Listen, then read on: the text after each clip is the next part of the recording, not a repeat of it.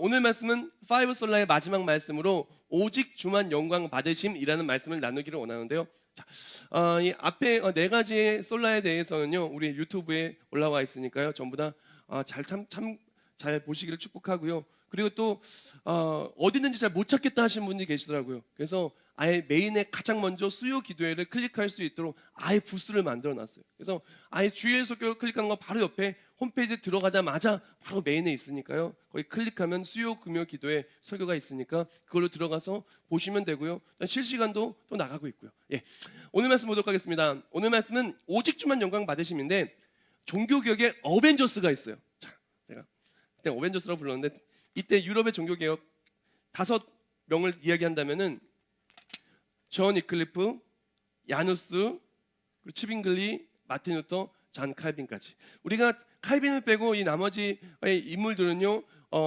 지난주까지 계속 나누었었어요. 그래서 이 마틴 루터보다 치빙글리가 한 살 많고요. 그리고 야누스는 100년 전의 사람이고요. 존 위클리프는 동시대의 사람입니다. 야누스보다 조금 나이가 많죠. 자, 이 모든 5명의 종교개혁 어벤져스가, 어벤져스가 좀 그렇다. 종교개혁의 리더들.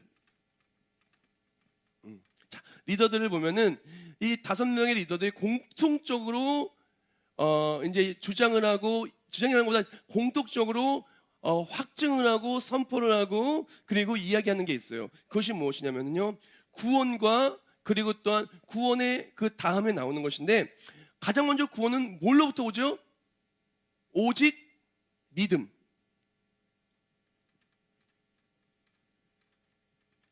자, 그리고 우리 구원받은 우리는 무엇을 하기 위해 살죠? 오직 하나님께 영광 올려드리기 위해 사는 거예요.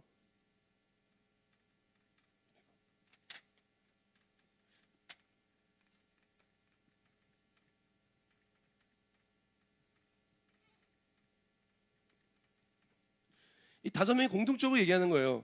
공통적으로 중심적으로 오직 믿음, 오직 의는 믿음으로 말미암아 사는 거죠. 믿음으로 구원을 받고 그리고 모든 영광, 하나님 중심, 하나님께 영광을 올려드리는 것이 중심이 되어서 나누는 건데, 자, 이 5명 근데 강조하는 건 조금씩 달랐어요. 뭐 치빙글링 같은 성경적인 삶과 성경의 원칙대로 우리가 순종하는 것을 굉장히 많이 강조했고, 교회의 순결함을 많이 강조했어요. 마틴 루터는 이신칭이라고 얘기하죠. 오직 의는 믿음으로 말미암아 살리라. 믿음을 굉장히 강조했고요. 잔 칼빈은 하나님의 절대 주권, 오늘 나눌 건데요, 하나님의 절대 주권을 나눴고요.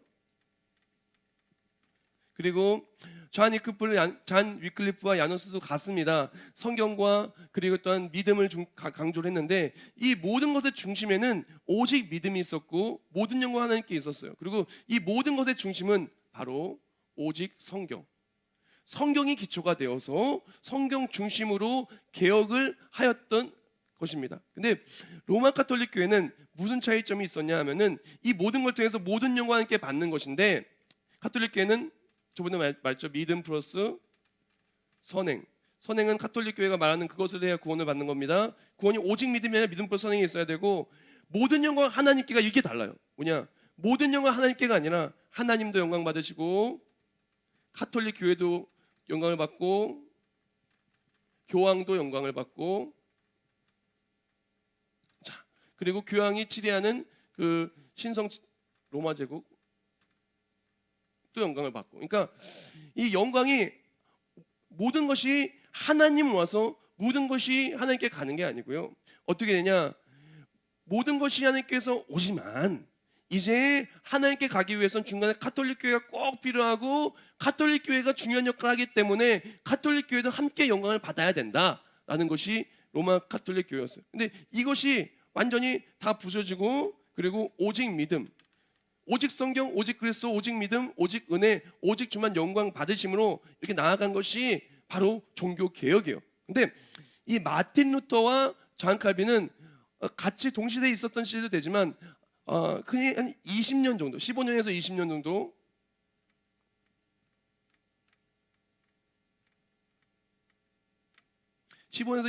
정도, 후에 사람이 마틴 루터에서 이어진 잔 칼빈입니다. 물론 잔 칼빈도 똑같이 오직 믿음 그리고 성경 말씀 중심으로 개혁을 했었지만, 마틴 루터와 잔 칼빈의 가장 큰 차이점을 이야기한다면은, 마틴 루터는 불같이 개혁하고요, 불같이 뒤집어 엎었고요, 그리고 정말 가장 중요한 건 콕 집었다고 얘기하지만 콕 집어서 이것들을 체계적으로 정리는 하지는 못했어요. 그리고 이것들을 교회와 후세와 신학생들에게 있어서 정말 체계적으로 믿음 생활하는 그 틀을 만들지는 못했어요. 그러다 보니까 이제 루터파 같은 경우에는 굉장히 이제 이제 들쑥날쑥한 것도 많고요. 그리고 이제 교회를 하나하나 이제 만듦에 있어서 많은 어려움들이 있었어요. 그런데 이 마틴 루터는 그렇게 체계를 갖지 못했지만 잔 칼빈은 누구냐? 보통 우리가 기억하는 것은 장로교회 창시자라고도 이야기를 하죠. 자, 잔 칼빈은요, 마틴 루터와 이 종교개혁 5인방 모두 마찬가지입니다. 이 5인방 모두 정말 열심히는 했지만 체계적으로 이 모든 것을 딱 만들지는 못했는데 칼빈 때에 와서 이것을 체계적으로 만들고 체계적으로 교육할 수 있게 됐고, 그리고 체계적으로 지금까지 이어질 수 있도록 기독교의 정말 핵심 교리가 되는, 또한 장로교회의 핵심적인 축이 되는 교리와 구성과 그 모든 것을 칼빈 때에 있어서 만들어졌어요. 그래서 이 잔 칼빈이 그렇게 크게 쓰임을 받으면서 정말 오늘날에 있어서까지도 교회가 이어짐에 있어서 큰 역할을 감당한 사람입니다. 그래서 칼빈주의, 장로교 지금도 많이 이제 쓰임 받고 있고요. 우리 교회는 칼빈의 노선을 함께 타고 있는 그런 교회입니다. 자, 칼빈은 제가 좀 전에 말씀드린 것처럼 하나님의 절대 주권, 바로 하나님의 절대 주권과 하나님의 전적인 일하심을 믿고 나아가는 사람인 거예요. 그리고 장로교회는 성경 말씀을 기준으로 그렇게 나가게 되는데 그것들을 하나하나 가르치게 되는데, 보면은 마틴 루터와 칼빈이 굉장히 비슷한 게 많아요.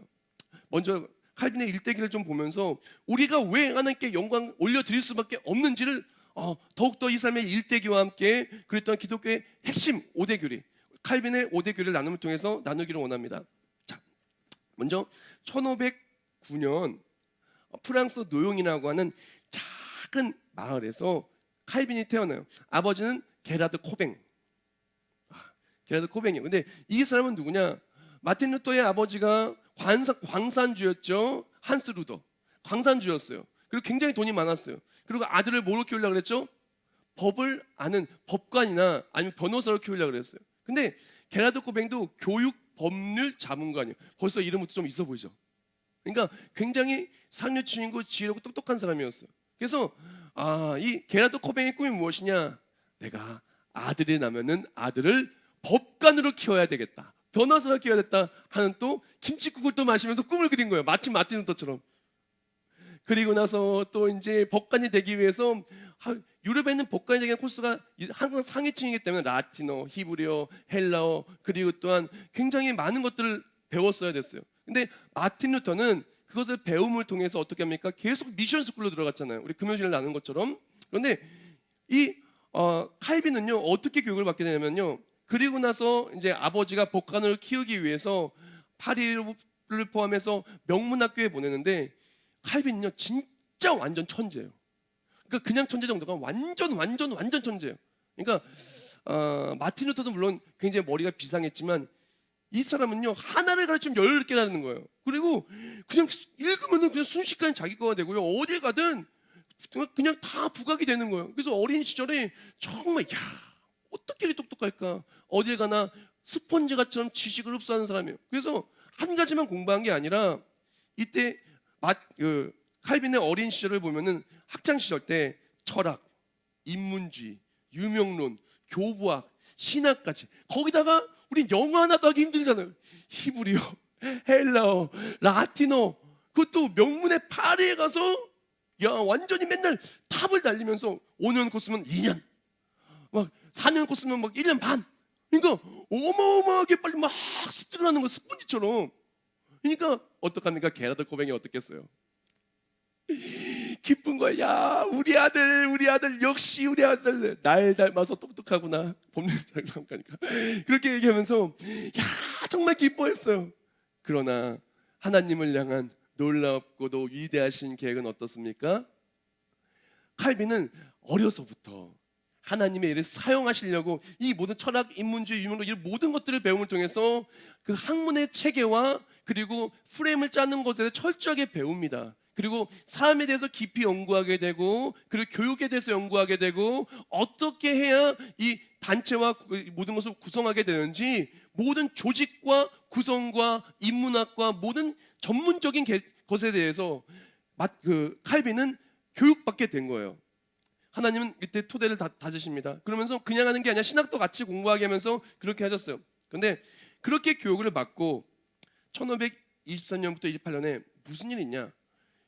이제 그러면서도 이제 철저하게 믿음 생활을 했기 때문에 이제 구원과 신학 공부했으니까 그에 대해서 신학을 배움에 있어서 자꾸 회의를 느끼는 거예요.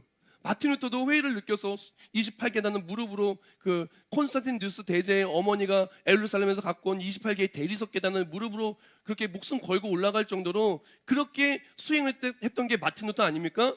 그런데 이 잔 칼빈도 이제 회의를 느낀 거야. 내가 이렇게 해서 구원을 받을까? 자꾸 신학을 파면 팔수록, 그리고 또한 계속 카톨릭 교회를 들어가면 들어갈수록 이게 이상한 거예요. 자꾸 구원의 기쁨과 감격이 아니라 계속 내 삶은 무겁고 힘들고 어려워지는 거예요. 회의를 느끼면서 이제 오르테앙, 파리에서 오르테앙으로 향합니다. 그리고 오르테앙을 향해서 계속해서 본인이 하는 그 일, 자기가 원하는 일을 자기 생각에 아버지가 말하고 내 생각에 내가 이렇게 하면 잘 살겠다라고 생각한 그 길을 걸어가서 법률 공부와 함께 학문에 심취해서 살게 됩니다. 그러던 1931년 아버지가 죽어요. 아버지가 죽어서 그때 다시 파리로 옵니다. 파리로 오고 오클랑에서 다시 파리로 오죠. 그 다음에 파리 대학에서 법학 박사를 받습니다. 이제 가장 좀 명문대에서 공부도 한 가지가 아니에요. 전공도 그냥 석사도 어마어마한 공부를 많이 해서, 진짜 엘리트도 이런 엘리트가 없어요. 서로 모셔가려고 할 만큼 엘리트 코스의 법학 박사. 우리나라 따지면 서울대 법대 법학 박사에 수석 졸업한 거예요. 근데 그 전에는요, 명문대학 카이스트부터 다 나온 거예요. 그래서 진짜 이런 석학 중에 석학이 없어요. 그런데 1934년 빈칸을 도는데 바로 이때 바로 마틴 루터가 번개의 성에서 성 안 나요 날 도우소서처럼 그런 일을 이제 칼빈이 깨닫게 되는데, 칼빈의 자서를 보면 이때 뭐라고 얘기하냐, 이때를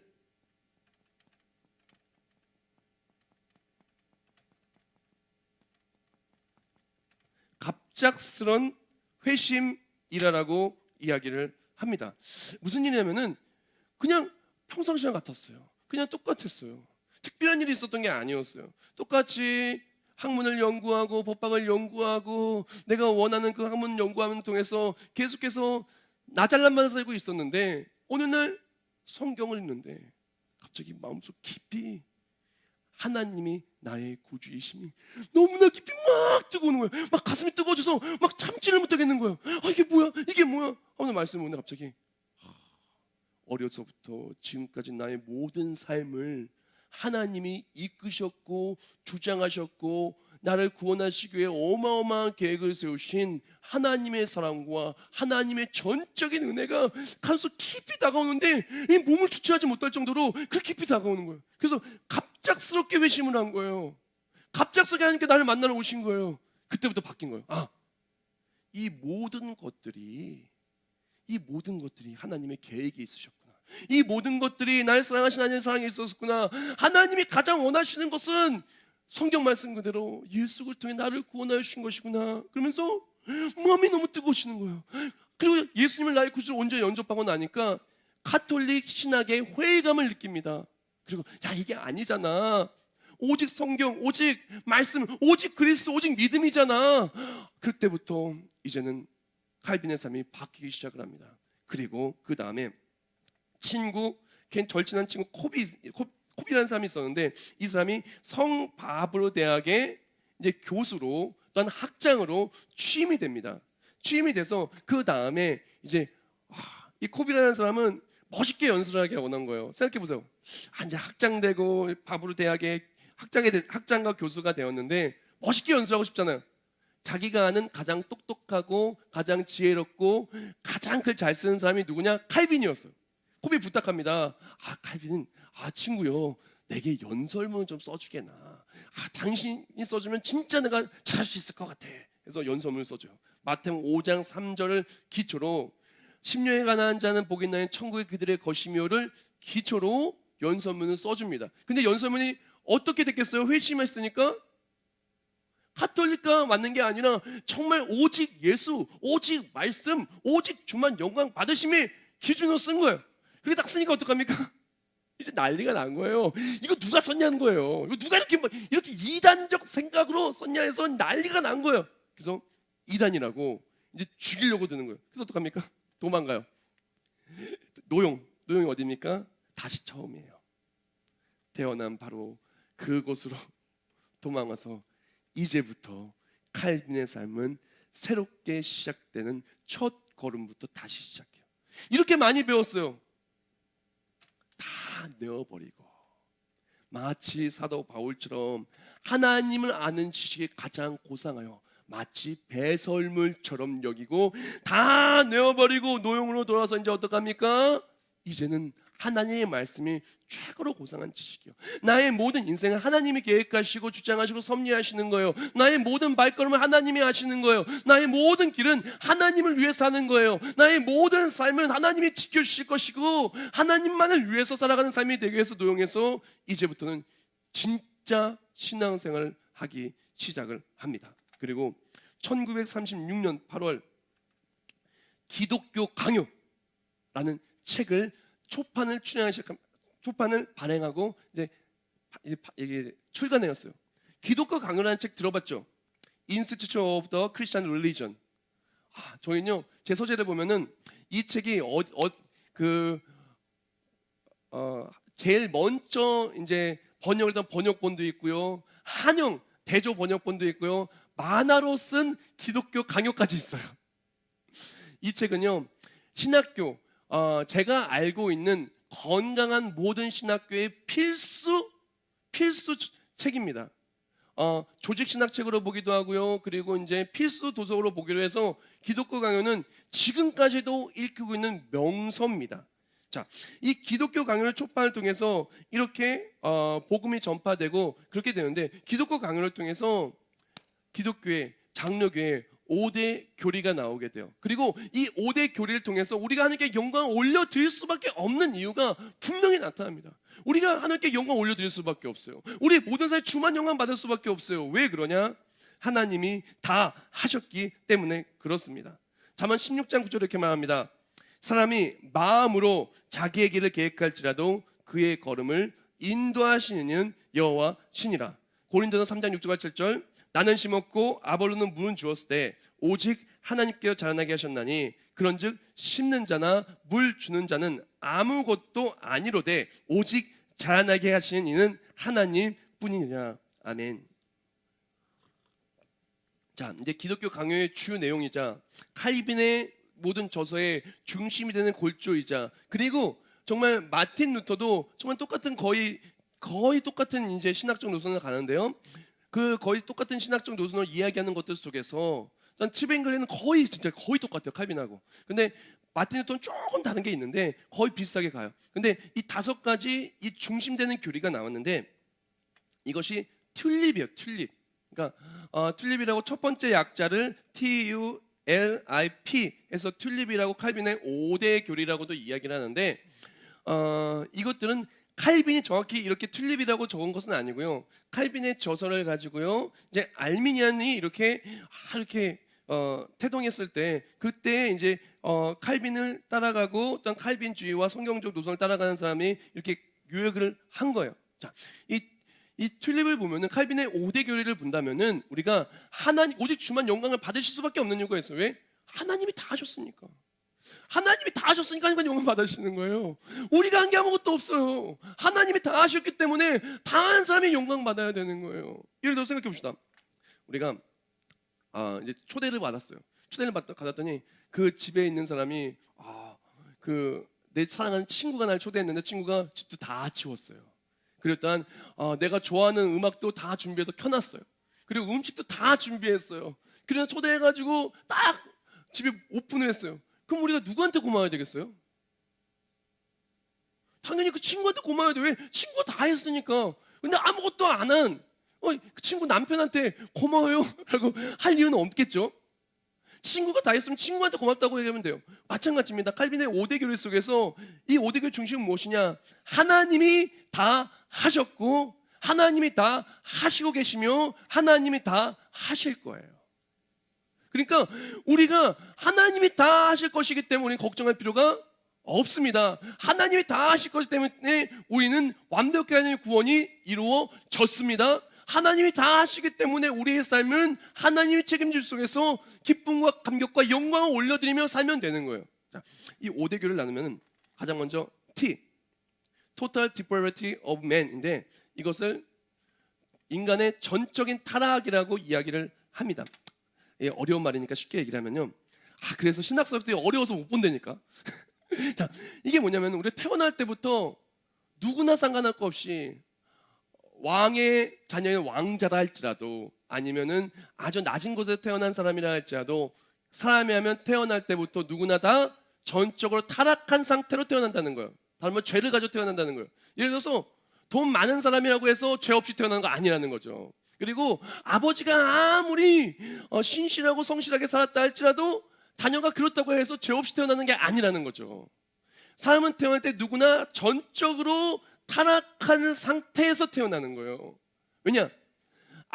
철저하게 성경 중심으로 아담이 불순종을 한 사람이 죄를 범함으로 인해서 세상에 죄가 들어왔어요. 그리고 또한 의인은 없나니 하나도 없다고 분명히 성경 말씀은 이야기합니다. 성경 말씀의 기초로 우리 태어날 때부터 모두가 다 죄를 가지고 태어나는 거예요. 모두 다 죄에 쓴 사망이라 다 죄를 가지고 태어나고 죽을 수밖에 없는 것이 우리 인간의 태생이라는 거예요. 그러나 하나님이 우리를 너무 사랑해 주셔서 누구를 보내주셨죠? 예수 그리스도를 보내주신 거예요. 우리는 전적으로 타락해서 전적으로 지옥으로 갈 수밖에 없었어요. 전적으로 죽을 수밖에 없었어요. 내 힘으로는 죄의 문제를 해결할 수 없었어요. 죄의 사슬을 끊을 수가 없었어요. 죄의 종된 것을 끊을 수 없었어요. 그러나 하나님의 전적인 은혜로 말미암아 독생자 예수 그리스도가 우리 모든 죄를 짊어지신 거예요. 내가 잘하는 것, 내가 선행 이런 게 나의 죄를 사아준 게 하나도 없고요. 전적으로 예수님의 십자가의 죽으심이 하나님이 모든 죄를 다 짊어지시고 죽으셨기에 우리가 구원을 얻은 거예요. 그러니까 우리는 전적으로 타락하고 죽을 수밖에 없지만 하나님의 전적인 사랑하심과 전적인 은혜로 말미암아 독생자 예수님이 모든 죄, 우리 모든 죄를 짊어지고 죽었기 때문에 전적으로 타락한 우리가 이 모든 것이 깨끗이 씻김받고 새로 새 사람이 되어서 하나님의 자녀가 된 거예요. 이것은 우리 공로가 아니요, 우리 행위가 아니요, 오직 믿음. 바로 하나님이 다 하신 거예요. 그러니까 생각해 보세요. 우리 모든 죄를 하나님이 다 짊어지고 죽었어요. 그러니까 누가 영광 받으셔야 돼요? 하나님이 영광 받으셔야 되는 거예요. 내가 아무리 회개했다 할지라도 회개한 나에게 공로가 있는 것이 아니요, 회개하게 하시고 회개를 받아주시고 십자가에 예수 그리스도의 보혈피로 다 죄를 사하여 주신 모든 것은 하나님이 하신 일이시고 하나님이 영광 받으시는 거예요. 인간은 전적으로 타락했어요. 계속 죄로 갈 수밖에 없어요. 넘어질 수밖에 없어요. 쓰러질 수밖에 없어요. 그러나 사랑의 하나님은 쓰러질 수밖에 없는 우리를 용서하시고 사랑해주시고 끝끝내 우리의 모든 죄를 사하시고 전적으로 타락한 우리를 하나님의 자녀로서 저 천국으로 인도하여 주신다는 거예요. 그러면 어떡합니까? 모든 영광 하나님께 올릴 수밖에 없는 거예요. 내가 아무리 잘했어, 내가 잘한 게 아닙니다. 내가 다른 수보다 더 많이 수고하였으나 내가 한 것이 아니요, 오직 나와 함께 하신 하나님의 은혜로라. 자, 두 번째, 무조건적인 선택. Unconditional election. 이것은 뭐냐면요, 자, 구원을 누가 선택을 하냐 하면은 하나님이 우리를 하나님의 자녀 삼으사 하나님께서 선택하여 주시는 거예요. 그러니까 우리가 구원 받을 자 태초 이전부터 작정하사 선택하여 주시고 그 사람을 구원에 이를 수 있도록 우리 모든 삶을 주장하여 주시고 이끌어 주시는 거예요. 즉 구원의 선택은 나에게 있는 것이 아니고 하나님께 있는 거예요. 즉 하나님을 너무 사랑해서, 예를 들어서 누굴 너무 사랑하시면 내가 정말 너를 사랑해, 내가 너를 구원하기 위해서 태어나기 이전부터 이미 하나님은 작정하여 주신 거예요.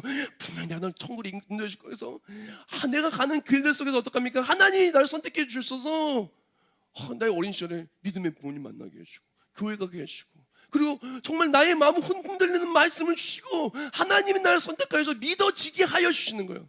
믿음은 내가 믿는 게 아니고 하나님이 믿어지게 하여 주시는 거예요. 그리고 구원은요, 선택은 내가 선택하는 것이 아니고 하나님께서 선택하여 주시는 것이에요. 이것이 장로교의 중심이 되고 골조가 되는 핵심 교리입니다.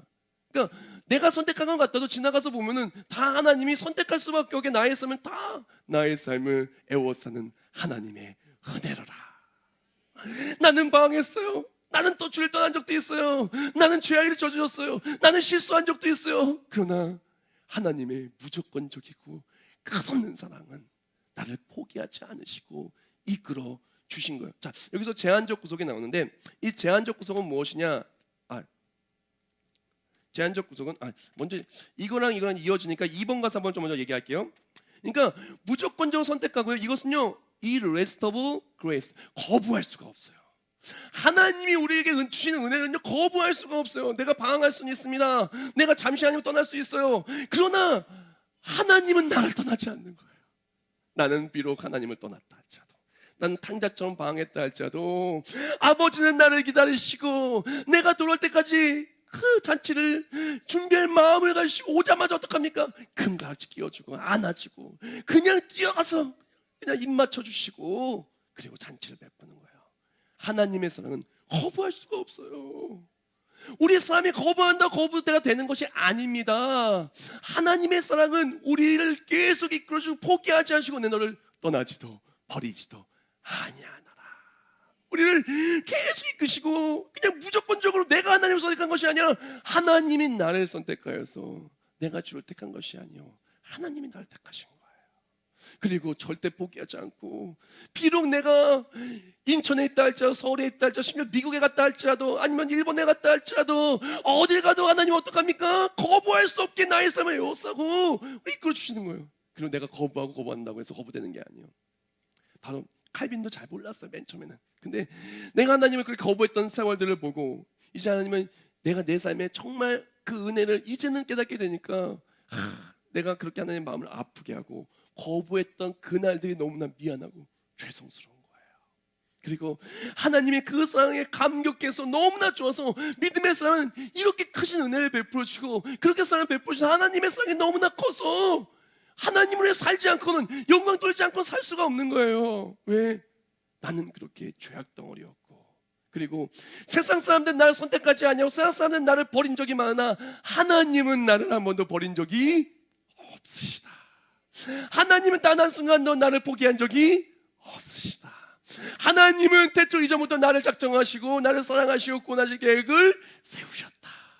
하나님의 사랑은 이 천지가 없어도 없어지지 아니한다. 얼마나 위대하시고 아름다운 사랑이에요. 이거 하면서 그냥 저도 막 감동받아서 그런데 여기서 기억해야 될 것은 제한적 구속이라는 거예요. 제한적 구속은 무엇이냐면은 하나님은요 모든 사람을 구원해 주신 게 아닙니다. 제한적이에요. Limited atonement. 바로 제한적이에요. 그래서 누구나 구원해 주는 것이 아니라 예수 믿고 예수를 나의 구주로 영접한 사람만이 구원을 얻는 거예요. 근데 이 영접하는 것도 내가 하는 것이 아니고 성령 하나님을 통해서 인치심을 받고요 하나님의 예정된 그 예정을 따라서 우리가 고백하게 된 거예요. 자, 오늘 말씀 핵심 교리가 되는 에베소 1장을 한 번 더 읽기로 나는데요, 에베소 1장 11절부터 14절 말씀 우리 찾았으니까 우리 다 같이 다시 한번 읽겠습니다.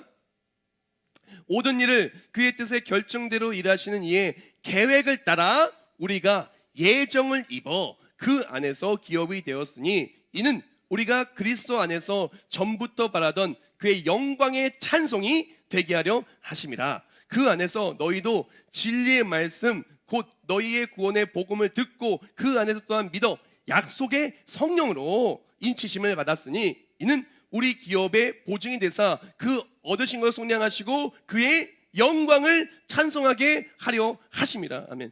여기에 이 5가지 핵심 요소가 다 들어가 있어요. 그리고 이 모든 것이 결국 어디로 간다고요?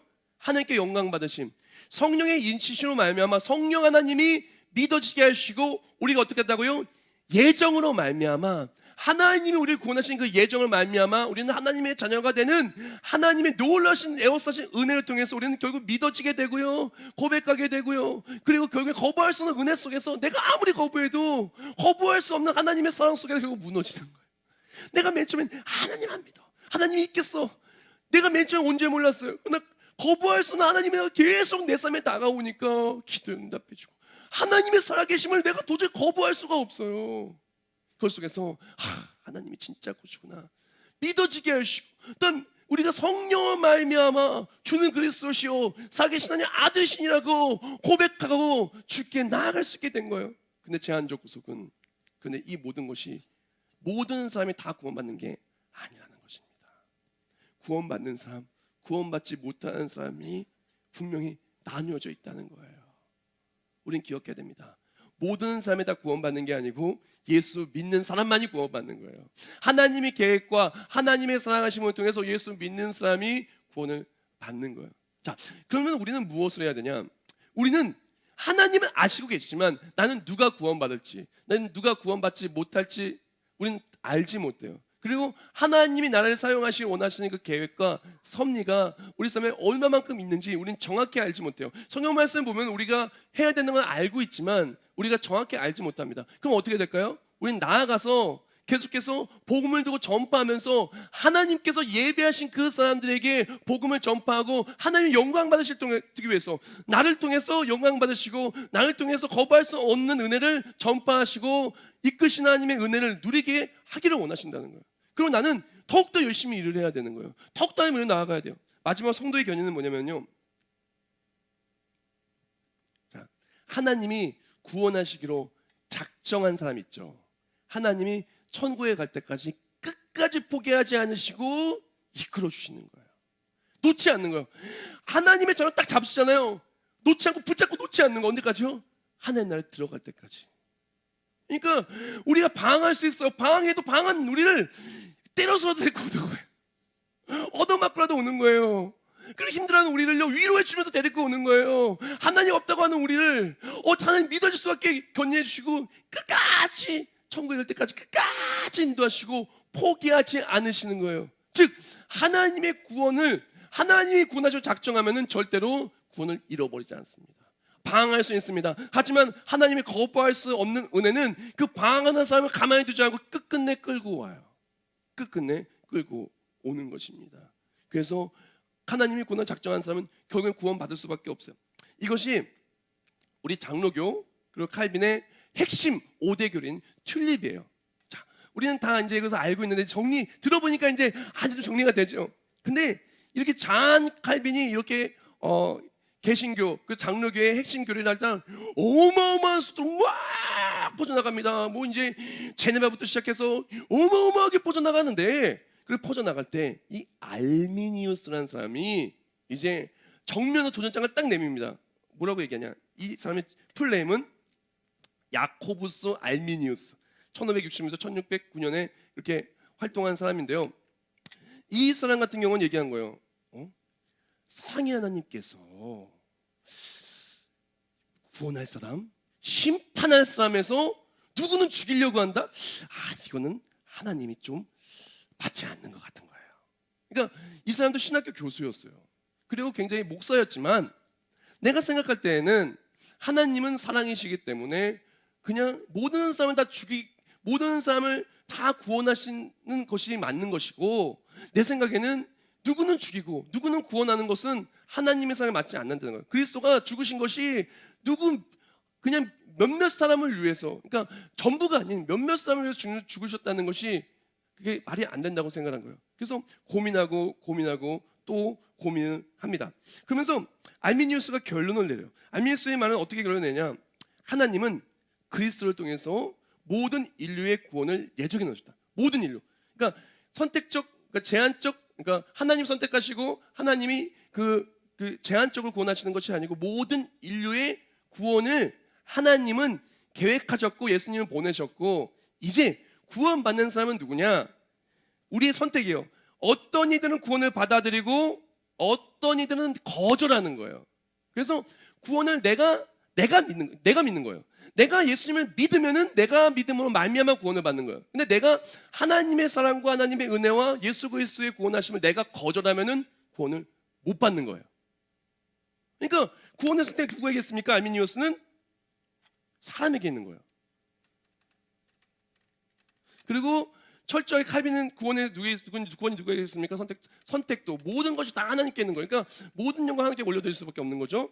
근데 이 알미니우스가 이렇게 얘기하자 굉장히 파급 효과가 어마어마했어요. 그래서 맞아. 그러니까 예수 믿고도 저기 이상하게 바뀌는 사람도 있잖아. 그렇게 얘기도 하면서 이제 알미니우스의 생각이 굉장히 이제 막 다투게 돼요. 다투게 돼서 이제 누가 맞냐 막 싸우게 됩니다. 근데 지금도 이런 노선을 자유주의 신앙 노선인데, 자유주의,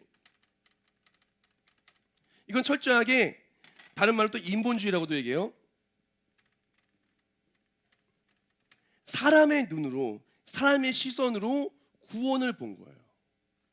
그리고 성경의 해석을요 계속해서 사람의 눈으로 보는 거예요. 그래서 이 인본주의 자유주의가 더 가다 보면 나중에 어떻게 하냐, 지옥이 없다는 거예요.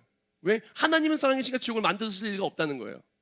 그러니까 그렇게 점점 더 이제 자유주의, 인본주의가 심해지면 점점 더 심각해져 가는데, 이 알미니우스가 이렇게 사람의 선택하다 보니까 어떻게 하냐, 이 칼빈주의는요 예수님 믿으면요 구원이 성도의 견인, 하나님 절대로 포기하지 않으시니까 끝까지 가. 근데 여기 사람의 선택하다 보니까 우리가 어떡합니까? 구원을 잃을 수도 있는 거예요.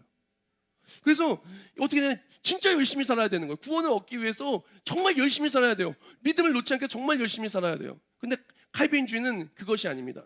하나님은 절대 나를 포기하지 않으시니까 말씀에 순종하고 말씀을 따라가고, 그리고 나를 구원하시기 위해 십자가를 죽으신 하나님의 은혜를 가슴에 새기고 구원하신 하나님 너무나 감사해서 주님 앞에 나아가는 거예요. 영혼 구원도 마찬가지, 복음 전파도 하나님의 사랑이 너무나 크기 때문에 내가 가만히 있을 수가 없는 거예요. 이것은 자원하는 마음으로 기쁨을 하는 것이고, 여기 알미니안주의는 겉으로 보기엔 굉장히 좋지만 굉장히 조바심 내면서 굉장히 힘들게 쟁취해야 되는 것 같은 그런 모습이 많이 있는 것입니다. 그런데 이 하나님의 은혜 속에서, 그래요, 칼빈주의 속에서 칼빈은 언제나 하나님이 나를 구원하신 것을 기억을 하고, 그리고 그의 나라와 그의 의를 먼저 구하는 그런 삶을 이야기했습니다. 마태복음 6장 33절에 말해요. 너희는 먼저 그의 나라와 그의 의를 구하라. 그러면 이 모든 것을 너희에게 더하시리라. 우리 모든 신앙생활은요, 저는 그렇게 생각합니다. 그리고 저희 신앙은 그렇게, 저희 신앙적 경험과 성경적 믿음과, 그리고 또한 저희 긴 시간 동안 원로 목사님을 보고, 그리고 또한 강단과 신앙생활과 많은 서적과 많은 그 경험 속에서 저는 제 양심은 그렇게 고백하고 싶습니다. 모든 것은 하나님께 있어요. 하나님의 절대 주권, 하나님이 태초 이전부터, 저 태어나기 전에부터 하나님 목회자로 벌써 계획하시고, 그런 하나님이 다 모든 것을 이끌어 주시고 계시거든요. 그리고 이 모든 교회도 다 하나님이 세우신 것이고, 그리고 하나님이 저를 한 번도 포기하지 않는 것을 저는 삶을 통해 느끼고, 그리고 깨닫고 살고 있습니다. 그리고 하나님은 절대 우리를 포기하지 않으시기 때문에, 하나님이 모든 걸 다 하셨기 때문에 우리는 하나님께 영광을 올려야만 하는 삶인 것입니다. 내가 한다고 하는 신앙생활은요, 정말 나의 눈으로 보는 신앙생활은 점점 잘못된 길로 걸어갑니다. 로마 가톨릭 교회, 우리가 한 달 내내 나눴어요. 무슨 눈으로 봤냐? 내 눈으로 본 거예요. 내 믿음으로 본 거예요. 내가 유익이 되고 내가 원하는 생각대로, 내 생각대로 본 거예요. 그러나 종교개혁의 5명의 핵심 리더들은요, 믿음의 눈으로 보고 성경적 믿음으로 보고 하나님의 놀라우신 은혜가 나를 포기하지 않는 하나님의 사랑의 눈으로 내 삶을 본 거예요. 그리고 깨달은 거죠. 하나님의 사랑이 내 삶에 이렇게 크구나. 내가 정말 개혁이 돼야 되는 것은 내 눈으로 보고 내가 원하는 길을 걸어가는 그 삶에서 하나님이 원하시는 눈으로 보고 하나님의 사랑이 내 삶에 이끌어진 그 삶으로, 믿음으로, 순종으로 하나님께 영광을 올려드리며 나아가는 그것이야말로 진짜 믿음 생활이구나. 우리의 모습 속에서 우리는 어떻게 오늘 하루를 걸어가고 있습니까? 우리에게 개혁이 필요한 것은 내 눈으로 보는 것이 아니라 내 눈, 주의 영광을 보내 주의 영광을 보는 눈으로 걸어가는 거예요. 내가 한 것은 아무것도 없습니다. 마틴 루터, 잔 칼빈 언제나 고백합니다. 내가 한 것은 하나도 없다고. 하나님이 다 하셨다고. 잔 칼빈이 마지막에 죽으면서 제 아들이 쫙 모여 있었어요. 그때 마지막 유언을 하며 마지막 부탁을 합니다. 내가 마지막 유언은 이것이다. 내가 죽을 때 아무도 모를 만한 곳에 정말 작은 무덤 하나만 만들어 놓고 그리고 나를 기념하지 말라. 나의 삶은 내가 한 것이 하나 한 것도 없고 다 하나님이 하셨기 때문이다. 그래서 지금도요, 잔 칼빈의 무덤을 가면요, 이렇게 위대한 일을 하고 장로교회 창시자라고 이야기하는 잔 칼빈은요, 조그만 무덤 하나에 그냥 조그만한 묘비 하나가 다예요. 왜? 잔 칼빈은 내가 한 것은 하나도 없고 하나님이 다 하시는 그 은혜를 찬송해 나아가는 그 삶이야말로 칼빈의 모든 것이었기 때문에 그렇습니다. 칼빈은 열심히 살았어요. 매일매일 하루에 4시간 이상 잔 적이 없습니다. 그래서 얘기를 해요. 아니, 하나님이 다 하신다고 하는데 조금만 쉬면 안 됩니까? 조금만 쉬면 안 됩니까? 조금만 멈추면 안 됩니까? 그때마다 칼빈이 한 얘기했어요. 하나님은 나를 위해 모든 걸 다 던져주시고 지금도 하나님의 사랑이 나를 이렇게 강권하시는데 내가 어찌 앉아서 먹고만 있을 수 있으리요. 우리의 삶은요, 하나님의 사랑이 강권하는 것입니다. 하나님의 사랑이 강권하는 삶, 우리 삶이 기적이 나타나는 것입니다. 우리가 이제 다 같이 찬송하고 기도하기를 원하는데요, 찬송과 기도가 나아갈 때 우리가 정말 이제 내는 주의 영광을 보는 삶이 되기를 원한다고, 나의 삶의 개혁이 하나님만을 바라보고 내 눈으로 보는 것이 아니라 하나님 원하신 그 눈으로, 믿음으로, 하나님의 은혜로, 하나님의 강권한 사랑으로 복음을 살아내는 우리가 되기를 원한다면 다 같이 찬송하고 기도하겠습니다.